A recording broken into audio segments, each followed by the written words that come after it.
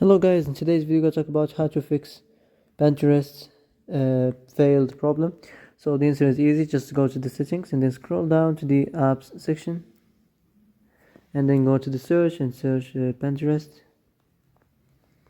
and next go to the storage, and here you will find this clear cache option. Click on it. Now you can go check it if it worked, and if it didn't you can try to restart your phone or turn the Wi-Fi off and on, or the Bluetooth or the airplane mode. Also, you can try to clear data, but be careful. If you clear data, all the Pinterest data will be deleted. This includes all files, the settings, the accounts, the databases, etc. So be careful if you want to clear your data.